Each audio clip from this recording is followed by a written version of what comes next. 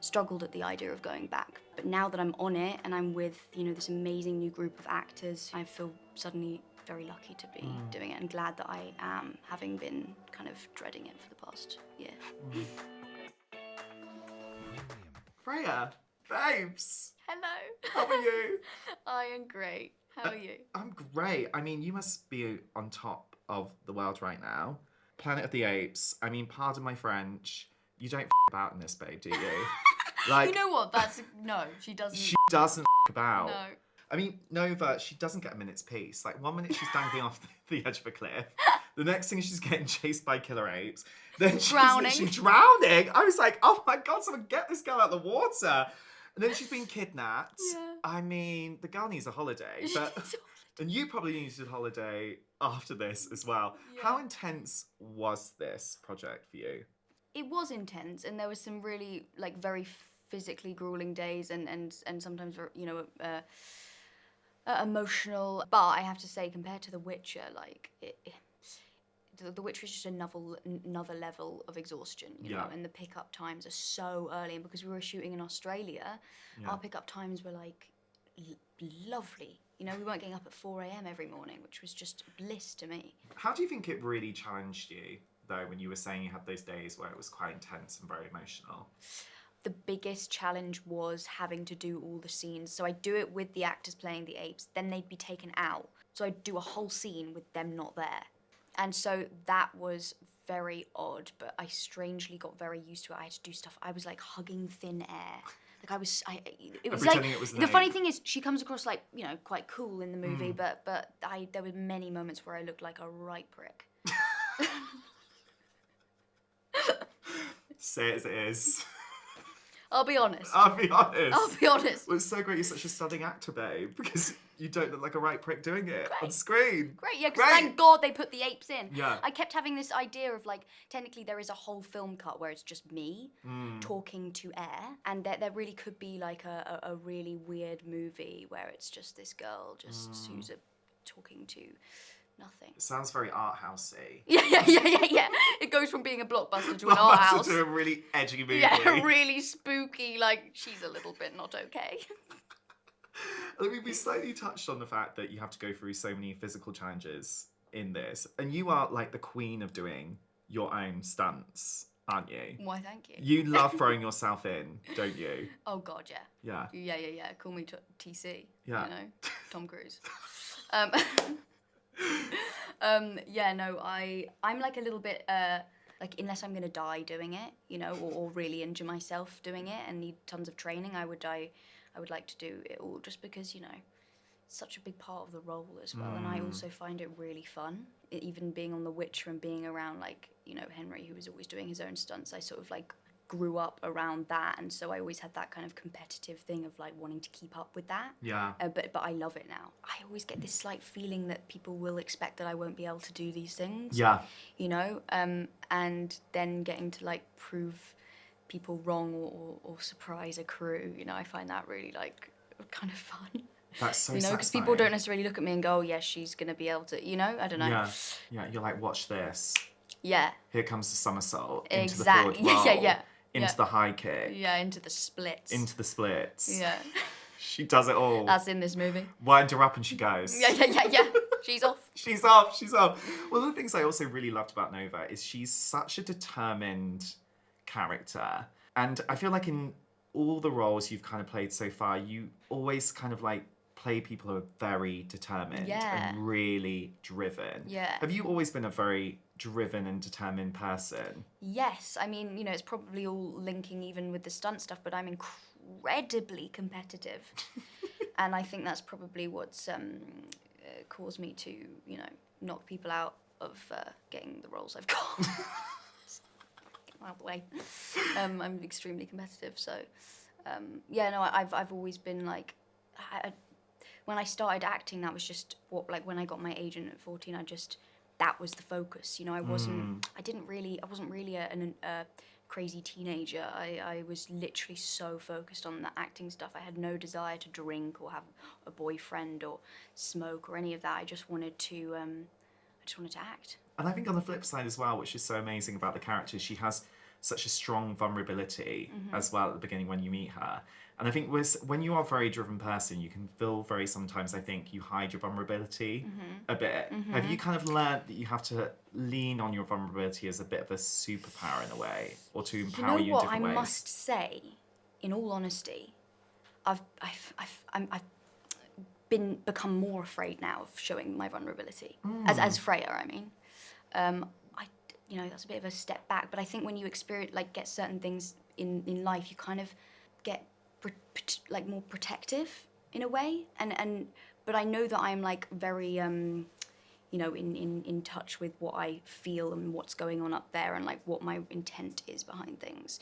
But I feel like I have built a bit of like a shield, but I know that it's there. Like I know I have the ability to be like vulnerable if I want to, but I feel like as you experience certain things through life, you kind of like build a bit of like thick layer of skin, potentially. Do you think that's come from being a young woman because you were like 19, 19, weren't you, when you got the role in The Witcher? I was 16. 16 I was years 16, old. just turning 17, yeah. Yeah, so do you think that's kind of impacted... My mum says that. Yeah. Like, my mum's like, you have become, like, tough, you know? Yeah, I'm sure there's an element of like set life and having to use your voice and having to deal with certain bullshit that sort of toughens you up potentially. She seems to think that. And but also just like life stuff, like relationships and all these things. Got really deep, sorry.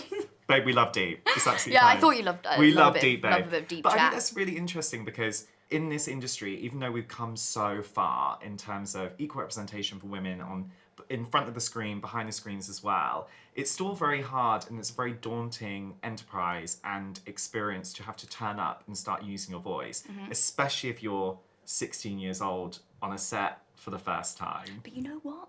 I've always found it very easy. Which is amazing. Like, I feel very lucky that somehow, I don't know why that is the case. Maybe it's like because I felt like I could use my voice with my family. I don't really know, but I've just like never, throughout my whole childhood, I've just always been like very vocal about what I think about things.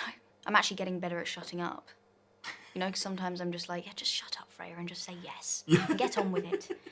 But is there any kind of like bull that you've maybe stood up to when you've been like, oh my God, I'm so proud I used my voice in this situation? Yes, I've had moments where it's just you're being manipulated. You're fully being manipulated, and someone is telling you something just to get what they want, and there's a tendency with actors to treat them, if you're with the wrong people, like they are stupid and like we don't understand what's going on. We literally play people for a living. Like I can read the bullshit. Do you know what I mean? And it's like it makes being creative a really strenuous like process if you're with people like that. And that's what was so nice about working on this, was that Wes was such a fantastic director and I could finally just say yes. Fully say yes with trust. You literally went from being in school at Oxford and living this very sort of regimented life like you do when you're a school kid. Yeah. And then all of a sudden you were off to Budapest. And then all of a sudden you were living a completely different life. And that is such a huge change to go through at any time in life. Yeah. How did that change really shape you, do you think? Like I always grew up a little faster because my parents were separated, and I think I had to be kind of like emotionally quite clued up because of that. But I think that doing that job as well also sped up that because I was around adults every day. It was on season 1 of The Witcher that I'd gone from like wanting to stay a child to suddenly being like, you know what, I want to be an adult now. Yeah. But it was like bad timing, right? Because I was playing a child. Terrible timing. Playing a child on the show, right? So I was like suddenly deciding that I wanted to be like a woman, and I was having to be this sort of eyebrowless, alien-looking 12-year-old. Wasn't ideal at the time.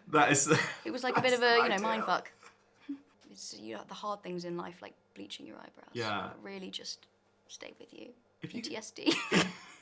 If that young you was sat here right now, opposite you, What would you want to say to her now that everything you've learned in the last few years? I'd be like, listen, you're going to gradually become an adult. I don't know why that was like such a thing at that moment, but it was like a switch that happened.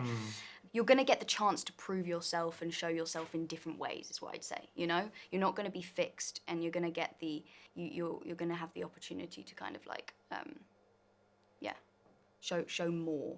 You know, because I think I was so worried about being like boxed into just being like this kid, you know. But then I'd also be like, and you're gonna, because I had this like kind of list of what I wanted to do, all the things that were like I wanted to have done by the end of my career, and one of them was like being in a movie in the cinema. So like if she knew what I was with this, she'd just be like, Her mind would be blown. Absolutely blown. Yeah. Are you a manifester? I feel like you are. I don't know what I think about. Okay, here's what I think.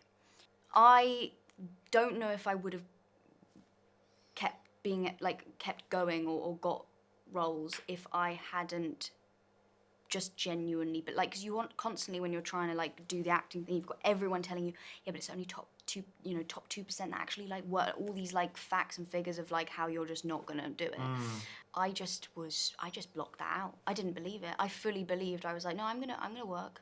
So in that sense, I think that seeps into your energy as a person, and then how you come across in auditions. And you know, for example, like if you get an audition through, sometimes the breakdown, it's like, well, I know that they can't cast me. I'm too old, or I'm too young for this, or I haven't got the right color eyes, or whatever, right? But you still go because everything's an opportunity. And I think I always worked really hard, and always, you know, I didn't have any like benefits in any way, so I took every opportunity to show somebody what I could do. You know, the energy that you, and the things that you tell yourself, and it will impact, you know, what happens in some way. You know? And having a positive relationship with yourself. It Exactly. seems to me that you're someone who has a very positive relationship with themselves. I think I do. I think I do, especially over the past kind of year. I've really grown in confidence, and like I feel myself becoming a better actor. I think I feel it in myself at least. And you know, I'm just starting Witcher 4, and I'm really actually enjoying getting to like just have the confidence to just go wild with it, and I think that's like something that's really I really feel like the confidence has grown, and just being completely and utterly, like, I feel very accepting of myself. You know, I can be a bit of a weirdo sometimes. Yeah. And also just like, even, you know, in terms of appearance, like I'm just like, well, you know, I am what I am. And like, I don't really care anymore. Like if I see a shot that you know, I don't like the way my face looks, don't really care. I'm just like, I feel very free. I think it's so interesting because if you have that level of self-belief, it's almost like having a superpower, because it helps you really deal with the rejections and the no's that happen. Because I think so many people will look at your career and they'll be like, right, she started in The Witcher at 16, stunning, tick, tick, tick, what an amazing success. Then going into the Planet of the Apes franchise, which was one of the most historic franchises of all time in cinematic history. That's crazy. But people won't see that you have daily no's and have to deal with rejection all the time. Yeah. Is there maybe a rejection or a no that has really fueled you forward?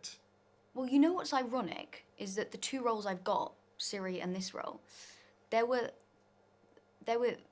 things I was hearing that I was not meant to be the kind of person to get that role. I wasn't the kind of look they were looking for. It's bizarre that those are the two roles where that's the case, because both of them I went in very much being like, well, odds are against me, so I'm not going to get it, am I? Because I'm already not the right look for them, so it's just not going to happen.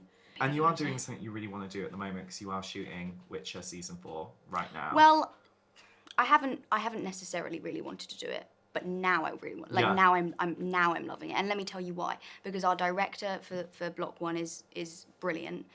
You don't always get directors that actually direct you and like give you ideas that you know haven't thought of, and like as intelligent. And he is that, and it's so lovely to have that. But struggled at the idea of going back before shooting.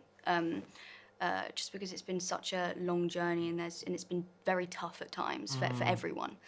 But now that I'm on it, and I'm with, you know, this amazing new group of actors who are just such fun people, and like I say, we've got this great director, and so I feel suddenly very lucky to be doing it and glad that I am, having been kind of dreading it for the past year.